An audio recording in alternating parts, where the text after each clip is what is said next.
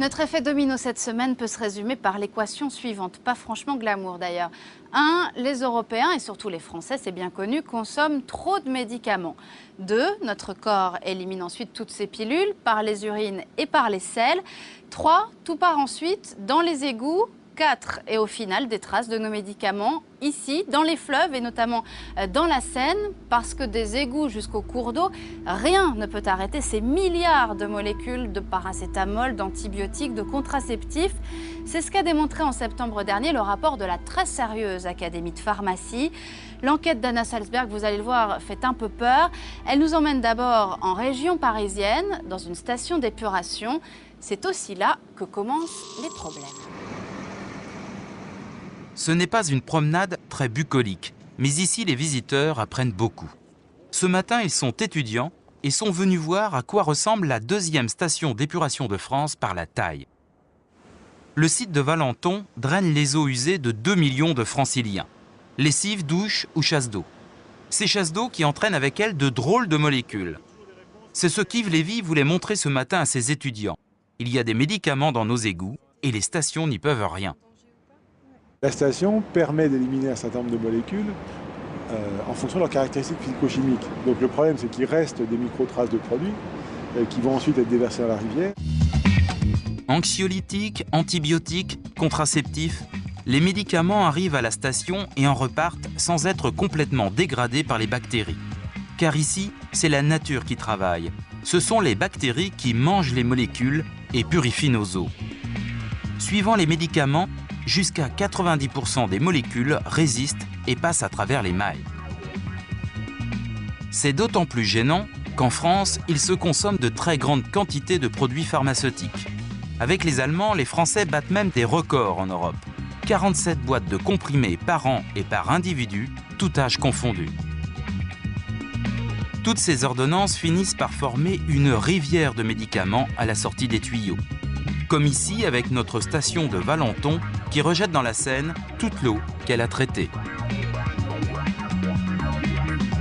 Impossible de distinguer ces traces de médicaments à l'œil nu. À l'échelle d'1 litre, elles ne pèsent que quelques microgrammes.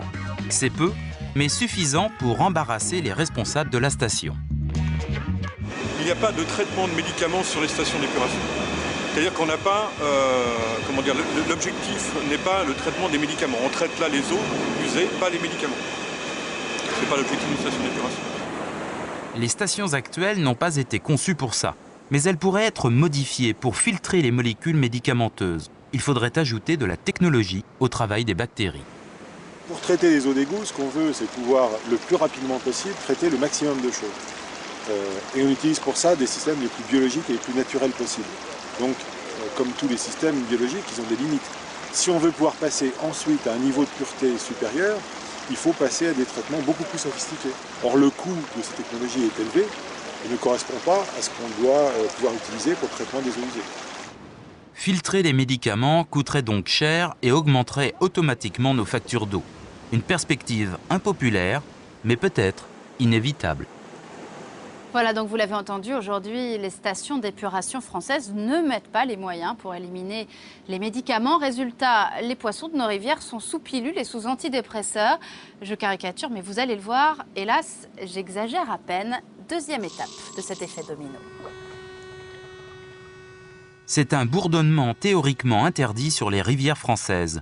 Le bruit de la pêche électrique. Le courant anesthésie le poisson. Il n'y a plus qu'à tendre l'épuisette. Illégal pour un pêcheur du dimanche, légal pour ces scientifiques. Sous la direction de cet écotoxicologue, ils ont sorti leur cuissarde pour prélever petits et gros poissons sur ce bras de rivière. Nous, ce qu'on va aller mesurer justement, c'est l'état de santé de ces poissons. Un petit peu comme on pourrait vous faire, vous, une prise de sang pour évaluer votre état de santé. C'est un petit peu la même chose qu'on va faire sur les poissons, sauf qu'au lieu de s'intéresser uniquement au sang, on va s'intéresser à d'autres organes, comme le foie, comme les organes reproducteurs ou comme le rein, par exemple. Les plus gros spécimens, gardons et perches, ont droit à une prise de sang. La friture, elle, sera disséquée sur le champ. Les chercheurs vont mesurer chaque organe, le peser et le conserver pour analyse.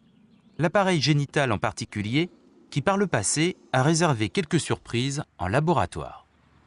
Au niveau des organes reproducteurs, Ce qui peut être observé, c'est la présence dans ces organes de cellules appartenant au sexe opposé. Incroyable, mais vrai. Voici un testicule de poisson en coupe. Au milieu des spermatozoïdes, plusieurs ovocytes. Des cellules femelles qui peuvent même, comme ici, envahir la quasi-totalité de l'organe mâle. Les poissons de nos rivières se féminisent et même se transforment quand il leur pousse un nouvel organe. Ici le testicule, et là, collé contre la membrane du dessus, un ovaire qui a fait son nid. Ce poisson est devenu hermaphrodite. Pourquoi? En termes de perturbation du système reproducteur, on peut par exemple citer le cas de l'éthénylostradiol, qui est le principe actif de la pilule contraceptive, mais on peut suspecter qu'il y ait d'autres molécules qui puissent avoir également ce type d'effet. Parmi ces autres molécules suspectes, les pesticides et certains engrais agricoles. C'est tout un cocktail chimique qui se mélangerait dans nos rivières. Les médicaments ne sont qu'un ingrédient à ce cocktail. Mais le résultat est là, les organes sexuels sont affectés et avec eux la reproduction, voire la survie des espèces. Voilà, la pilule a donc fait de nous des femmes libérées. Elle a en revanche transformé les poissons en hermaphrodites. Alors on va maintenant regarder ensemble ce schéma. Vous vous souvenez, nos eaux usées qui partent dans les égouts, qui arrivent ensuite dans la station d'épuration. À ce stade, l'eau n'est toujours pas potable, elle a besoin d'être diluée. Alors on va la reverser dans la rivière. La nature va faire son travail et puis l'eau va à nouveau pouvoir être captée. Direction cette fois l'usine de potabilisation. Cette fois, ouf, enfin, l'eau est devenue potable. Elle peut donc revenir jusque chez nous dans nos robinets. Alors, me direz-vous, après un tel parcours du combattant, est-ce que nos molécules médicamenteuses sont toujours là? Eh bien, pour certaines, oui. Elles ont été incroyablement résistantes.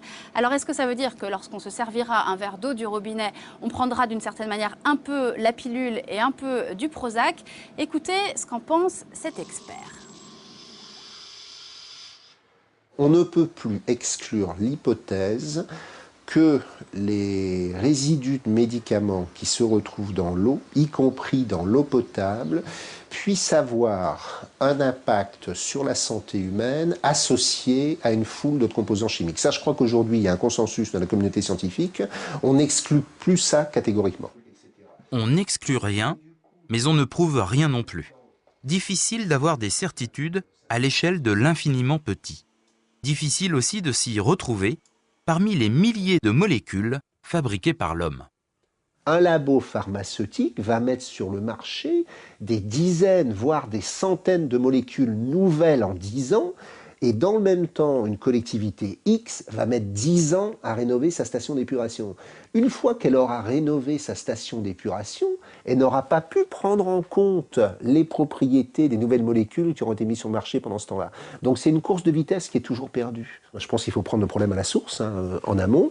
Déjà, regarder de plus près s'il est pertinent, indispensable qu'on consomme autant de médicaments. Est-ce qu'il ne faut pas quand même réduire notre consommation de médicaments? L'idée, c'est quand même que tout le monde se mobilise, chacun à sa place, pour et ne pas se dire finalement, on va mettre ça sous le tapis, on a d'autres urgences, on a d'autres priorités. Non, ce qui est en jeu, c'est la santé publique. Et on ne peut pas jouer avec la santé publique, c'est pas possible. Une enquête signée Anna Salzberg qui ne donne pas vraiment soif.